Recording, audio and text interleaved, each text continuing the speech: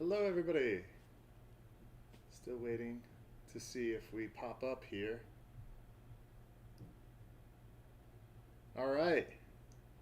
Woohoo! Yay! Hello! This is our first time doing this particular method of broadcasting, so we're very excited that it appears to be working. And it looks like we have the chat up and ready, so if anybody would like to comment in the chat, we'll be able to see that. Let's see. All right, so let's just hop into it, I guess, Beth. Well, we'll Give it a little bit ease into it. You know, It's been a long year. It's 7:01. You know, we want to make sure there's a little room for some tests. We see you, Tima. We can see. Nice. Yeah. Wonderful. So, hello everyone. Yes, tonight we're going to be talking about the Loire Valley of France. We are broadcasting as Vino, the Viticulture Intellectual Property and Enology Organization, and we're excited to kick off our 3-part series where we're going to be focusing on 3 major wine regions in France. We're going to be doing the Loire, the Rhone, and Burgundy. And we'll get into it during this event, but each of these is just going to be scratching the surface, wetting your whistle, if you will, about the region. There's no way that in one 20 to 30 minute virtual seminar you're going to be an absolute expert in this region, but we hope to again, whet your appetite to it. Yeah, so we're going to sort of focus in on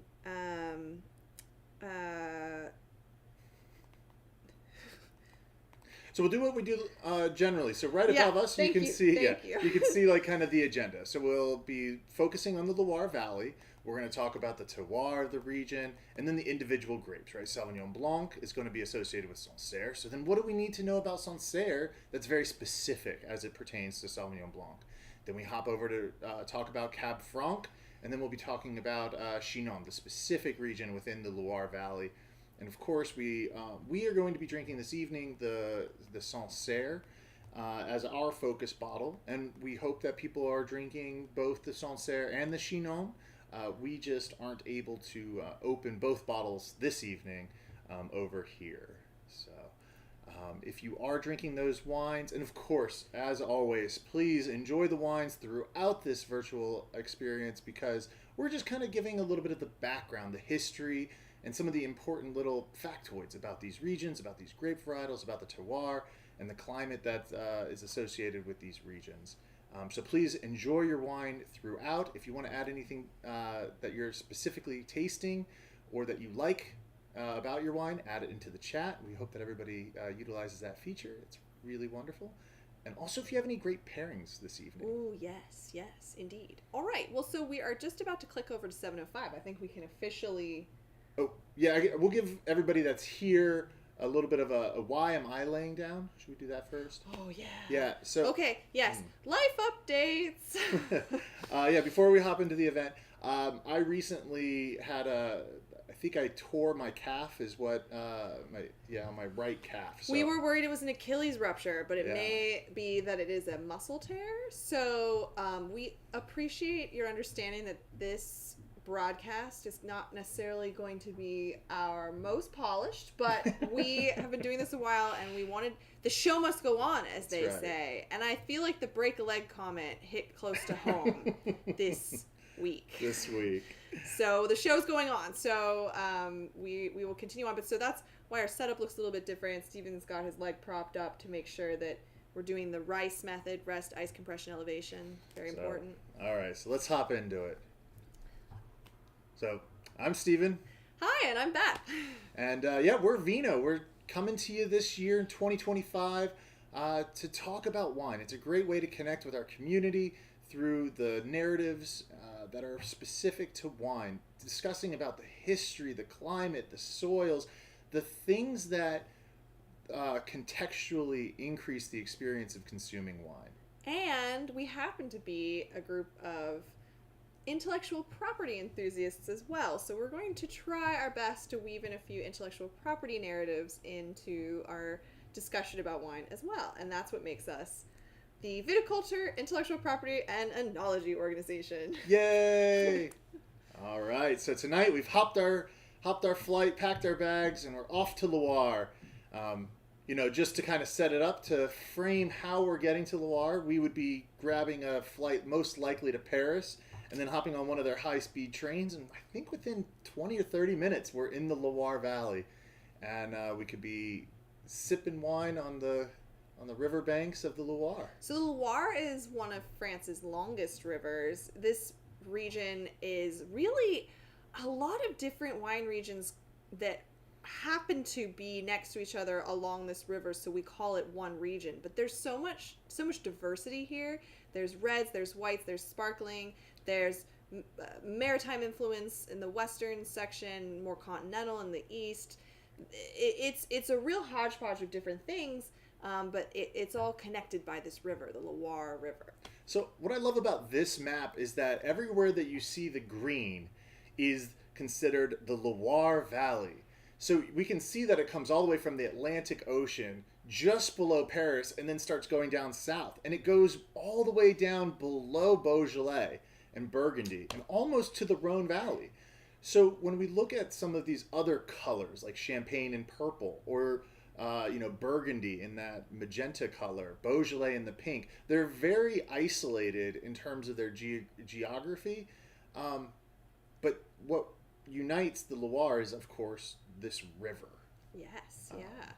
So, yeah. Shall we? Focus. So we're sort of clearing some of the clutter away, so you can really see the Loire Valley region. Here you can see that they do generally break the region up into sort of sub-regions, and we're not even getting into how those are broken up here in this image, but we've got the Lower Loire, the Middle Loire, Central Loire, and Upper Loire. We're going to be visiting two specific regions, one in the Central Loire and one in the Middle Loire. So there's little stars that we put on here so you can see where we're going with our focus bottles tonight. But there's, again, a lot going on here. And this is barely scratching the surface. Barely scratching the surface. And this map, I think, showcases how little we're scratching the surface this evening. So we're looking at one producer, one grape varietal in one specific region, Sancerre and Chinon. And what we get to do is with this image is to see all the different regions that will have their own plurality of producers, their own different wine grape varietals that are there. And so again, just scratching the surface on what it means to drink a Loire wine.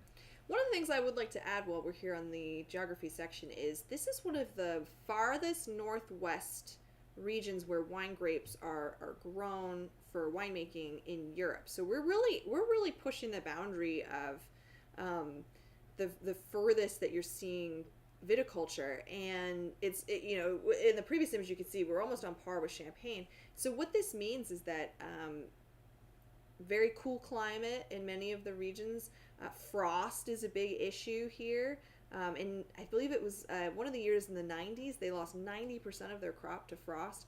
Now that's changing a bit with climate change. The region is warming, so they're having less issues with that. But just to give you a sense, we're really pushing the boundary here of viticulture. And on that previous map, I don't know if you can recall, but there was an area called Burgundy and Beaujolais. Beaujolais is in line with Willamette Valley? Yeah, Burgundy and Beaujolais are think Oregon here. Think Oregon and Washington. Come over so to our country. This whole Loire region is almost in line with Canada. Mm-hmm. And so the wines that we're drinking here, Sauvignon Blanc, Cabernet Franc, right? We could never grow them right now in Canada. And so it's really interesting to see what the influences of the currents coming from the Atlantic Ocean to help allow these wine regions to be so far north. And so that's really what's influencing a great factor in the wine. Yeah. All right. On to the dirt. We have pictures of rocks. Yeah. Okay. So soil types can have a big influence on how the grapes grow, the kinds of flavor profiles that you're getting from them. And we wanted to highlight a couple of exciting soil types that you're going to see in Loire. And these are all soil types that are related to the subregions we're talking about tonight. That's right. So in the upper portion of the slide, you can see this flinty soil. It's very famous, and silex. And then in the bottom left, we're looking at the Kimmeridgian. I always gotta watch the pronunciation on that one. And that's going to be a mix of limestone, clay, and fossils. And what's really cool in this region is a lot of this limestone, you'll see a lot of limestone fossils are in there, and many producers actually will put fossil imagery into their bottle labels to highlight this and to celebrate this, because it makes the soil unique. Then in the bottom right, we have Truffaut, and that's going to be found in the Chinon region, and that's going to be something in the more prized areas of the Chinon region. And Truffaut is going to be limestone and clay, and that's what we're going to see in the Chinon region. So that's kind of the theme here, a lot of limestone and clay. One thing that I've kind of learned along the way of really diving into what is terroir, what does it mean to us that's consuming wine? Things that have clay in it allow for a more soft, elegant approach to the wine, right? You can have a little bit more pizzazz, if you will, when there's more organic material. There's a lot of flavor that's generally associated when there's this, these organic materials, the seashells, those types of things. And drainage. So limestone's going to have a lot better drainage than clay, and so sort of limestone clay mix maybe finds that happy middle. Right. So again, our soil types allow for what can be better, more easily grown there, but then also what does the resulting wine have in terms of its phenolic development. One of the great lines that I kind of got from a research paper that I read a while ago, that was, some wines have terroir, right? But not all wines that are grown will exhibit terroir. And so the beauty of drinking fine wines from the Loire is that there's a lot to pull on. These are ancient seabeds, so it's full of organic material. This river is still eroding back layers. That's bringing in new ancient organic materials to these wine regions. That's just absolutely fascinating. Did we define terroir? Have we spent a moment? Oh, go for it. Yes. We're kind of talking about it a lot. We're dancing around it. But for those of you who are joining us who are newer, terroir is this special sauce. It's the combination of the climate, the soils, the microclimates, weather, everything that goes into one special place that makes it different. And the wines, you could grow the same grape, the same way, make the wine exactly the same in two different plots, and they will express so differently. That's terroir, the taste of the earth. Yeah. All right.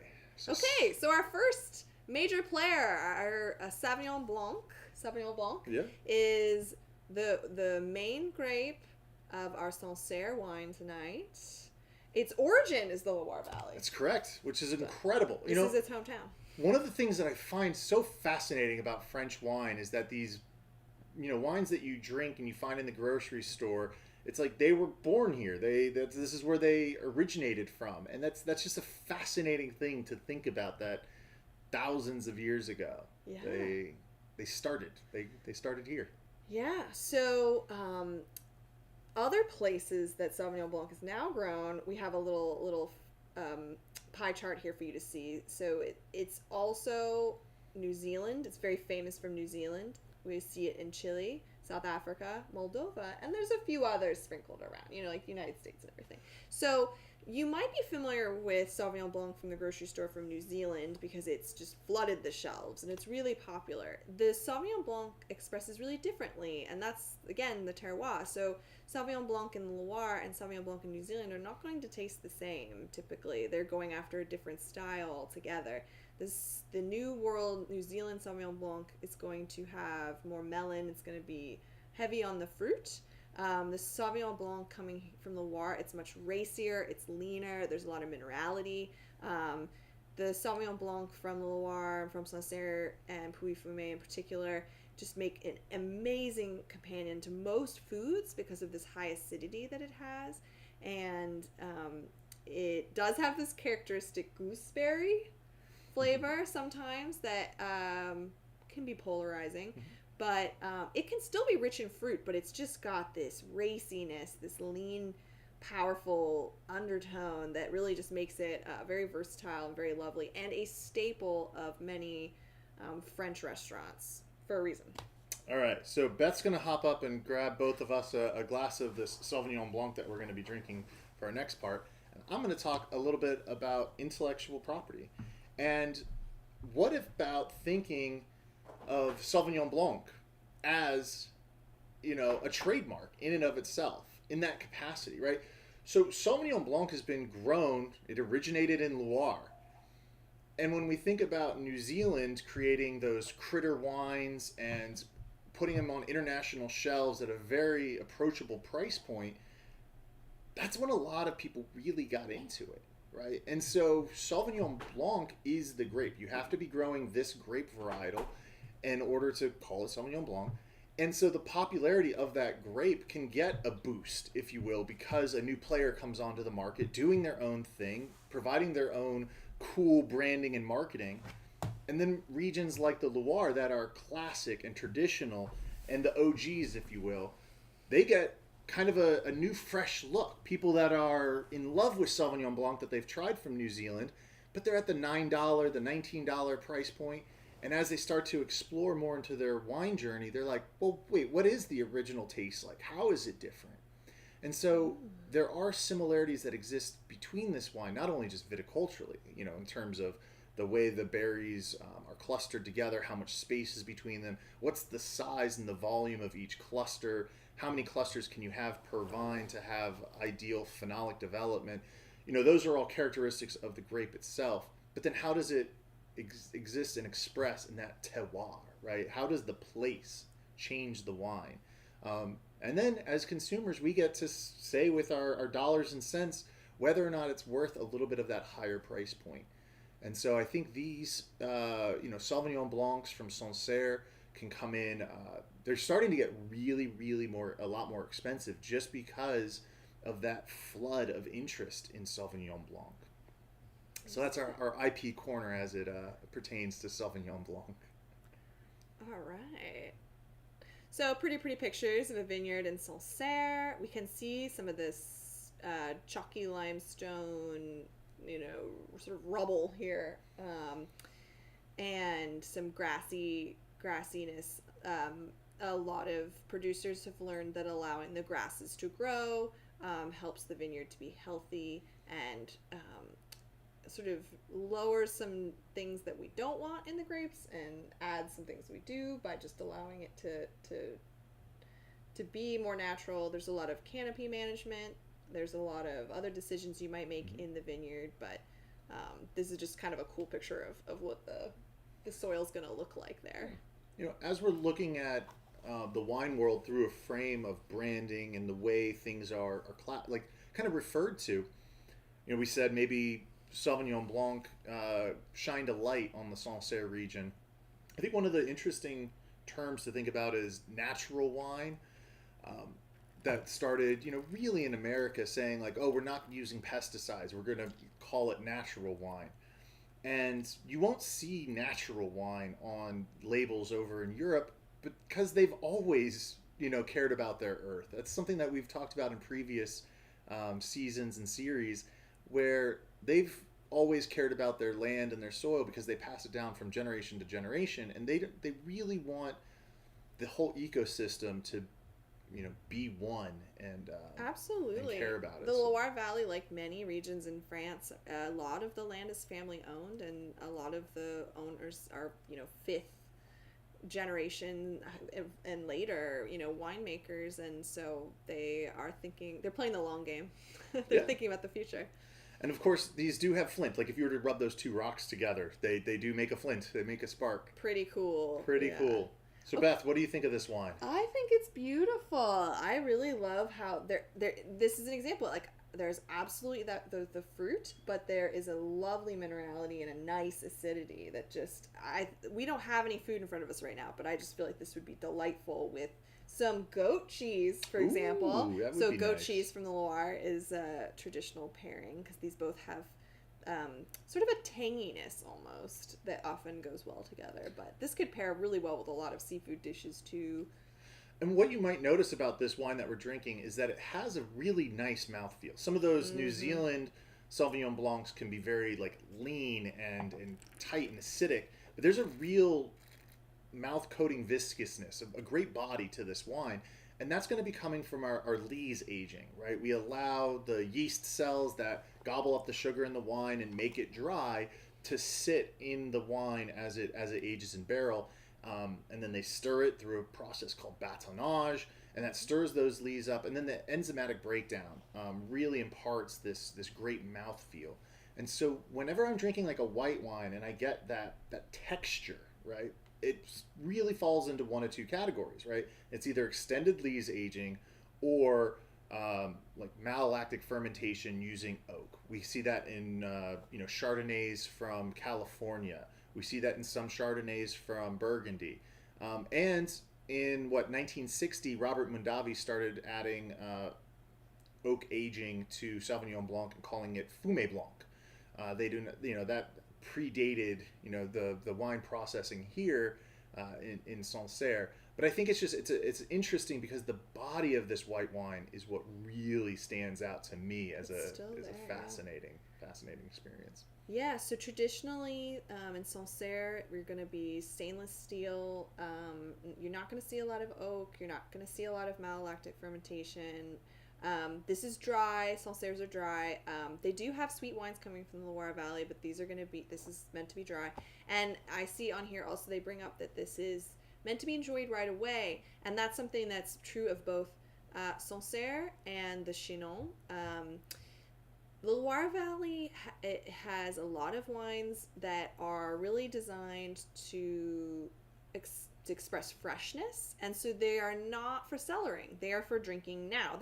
Now really high quality ones can sit for a while. It's no problem, but these are not wines that are expected to see 7 to 10 years of bottle age. Yep. All right. Drink it now and enjoy it. Now. It's delightful. I really do love this wine. It's beautiful. Yeah. All right, now to talk about Cabernet Franc. All right, so Cabernet Franc has a special place in Steven's heart. It does, yeah, I do. I started really liking it when I was drinking Bordeaux and found that Right Bank Bordeaux has a mixture of Cabernet Franc and Merlot. I just thought the combination of them was really wonderful. And then here in Virginia, we grow Cabernet Franc exceptionally well. It also grows fantastically in the Finger Lakes. I think it's the wine of the East Coast of the United States. And so I love trying Cabernet Francs from around the world by going back to the OG spots. Yeah, so this grape, we are broadcasting from Central Virginia, and this grape is seeing a lot of attention here. It's a more minor component of Bordeaux. I mean, Stephen mentioned you will see it, and you will, but here in Finger Lakes and in Virginia, you're going to see 100% or dominant Cabernet Franc bottlings, which is really cool, and they are delicious. They really are. And I always love seeing how many acres are under vine in the world. 132,000 acres are planted with Cabernet Franc, and so that's not a ton. It's not a lot to but it's enough. It's enough to keep it going. Yeah. One of the cool things about Cabernet Franc, one of the signature flavor profiles is this bell pepper, and it comes from the pyrazines. And it's a fine balance, and this is where we're getting into the field management, where if you have so much sunlight on the berries as they're going through veraison, then the pyrazines are going to burn off, right? If you have too much canopy, then you're going to have a lot of pyrazines left in your wine.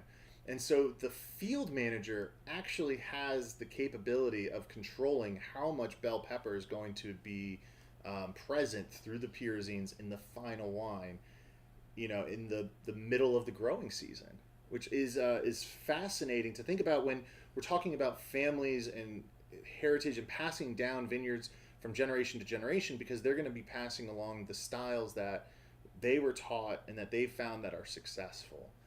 This is not a grape I think that you can really just hop right into and really nail it on your first vintage. Right. I mean, the green pepper, the bell pepper, a little bit of that is okay, but generally we don't want to be overwhelmed with those pyrazine notes. So you're right. Just the know-how in the vineyard makes a big difference in how you can end up with a really beautiful, elegant, fresh Cab Franc at the end.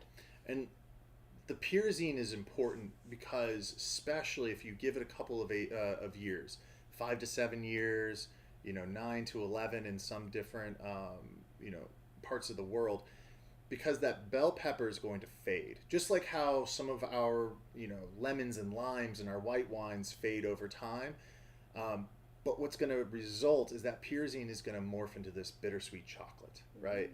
And in Cab Franc, we can have some mushroomy notes, some hazelnutty notes, and this bittersweet chocolate just really rounds out this wonderful expression, not in a sweet way, but in a very delicious manner. Yeah. Great. Ooh, a little bit of grape lineage for you. So it just so happens that the two grapes from our focus bottles are the parents of a very, very famous grape, Cabernet Sauvignon. So Cabernet Franc and Sauvignon Blanc made Cabernet Sauvignon. So while Sauvignon Blanc and Cabernet Franc are very famous in their own right, obviously, basically their child usurped both of them. And interestingly, the Loire Valley has continued to guard against plantings of Cabernet Sauvignon, as well as Chardonnay, because Chardonnay and Cabernet Sauvignon sort of have taken over many wine regions, and the Loire really wants to maintain their heritage and to maintain what makes them distinctive and interesting. And they didn't want all the vineyards to just be populated with these two grapes. So many of the appellations exclude them. And I think it's really great. Again, as we were talking about this idea of, can a grape be its own branded trademark and identity that transcends the different vineyards and producers, and it gives Sauvignon Blanc and Cabernet Franc a home. If we converted it all over to Cabernet Sauvignon, there would be a bit of an identity crisis for the regions of Loire. But I do love that we're in France and we have a family tree lineage chart here. That's really fitting.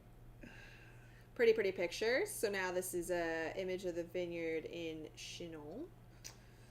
Just really showcases that it's not mountainous, right? It's very rolling hills. There may be some plateaus.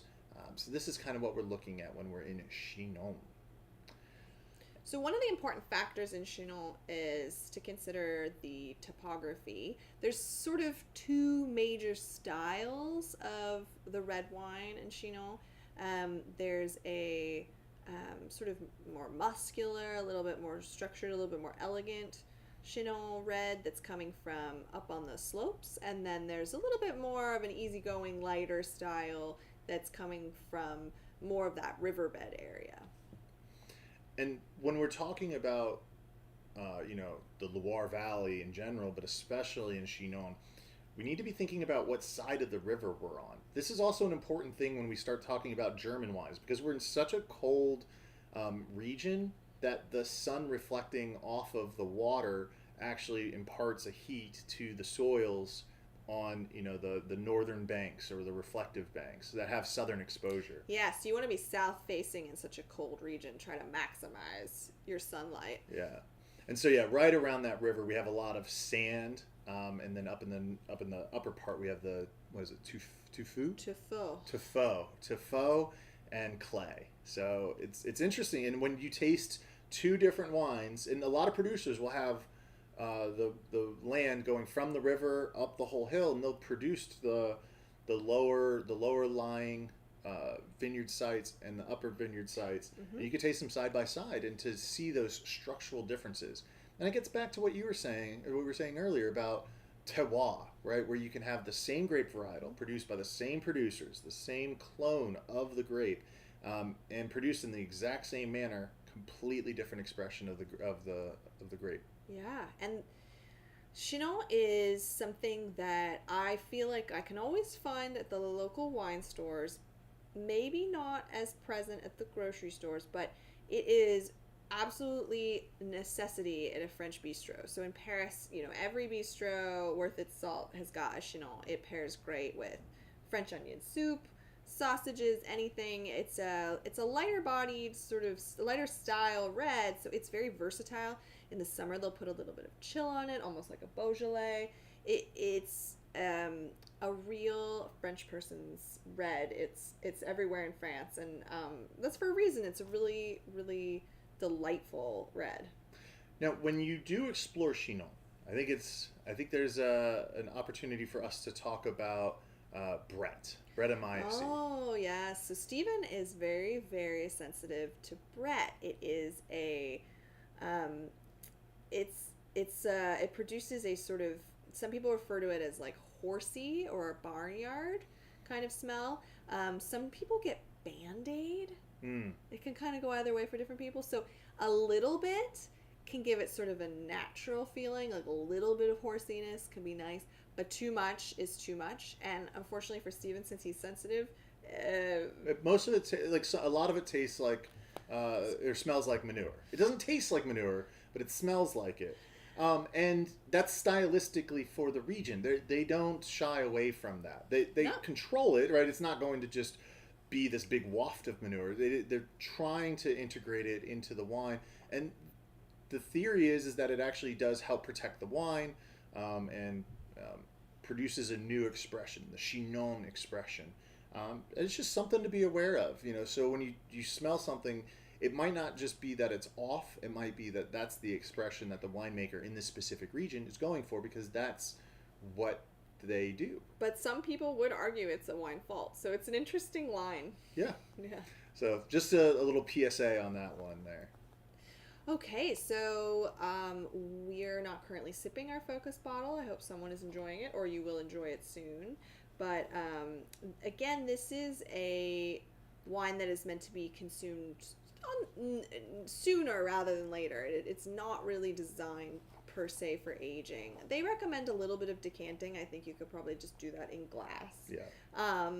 And it's going to have that medium acidity, medium tannin. So it's not going to present necessarily like a Bordeaux. It's going to be, even though it has this grape that it shares in common with that, it's going to be lighter, it's going to be fresher generally. The one thing that I noticed about this is that the serving temperature here is at 58 degrees. So that's a little chill. I would actually take it down a little bit more. I think this is a wine that a little bit of chill on it is going to showcase its fruit when it's a little bit cooler, and then it'll open up. And as it opens up, it will change as it warms.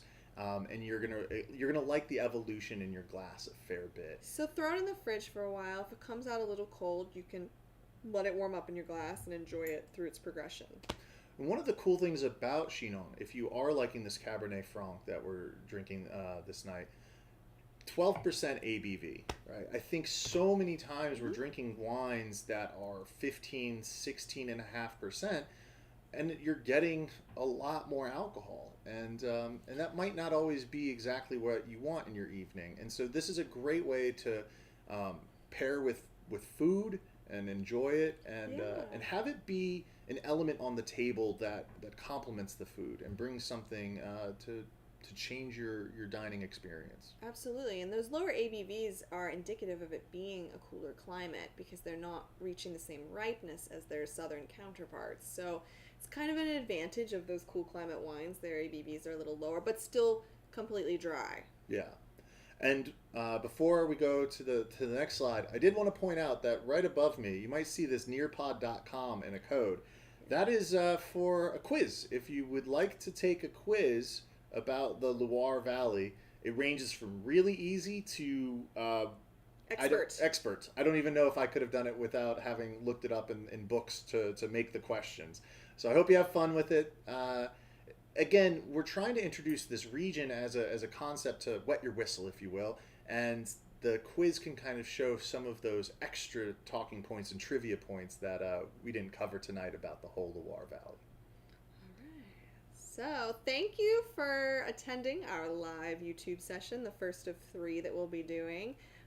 This is a little PSA Stephen wanted to put out.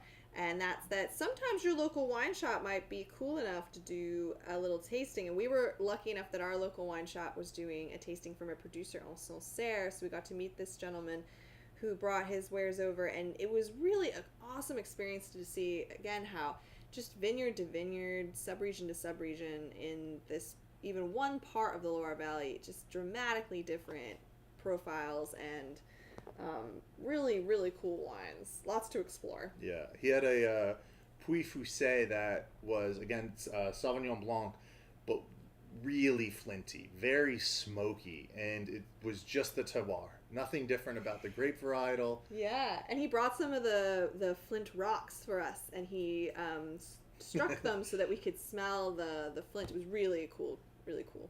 Well, so thank you everybody for joining us this evening. Feel free to RSVP for the next event or hop in on the next YouTube live event in a month. Should be February 27, I believe. All right. See you next time. Bye.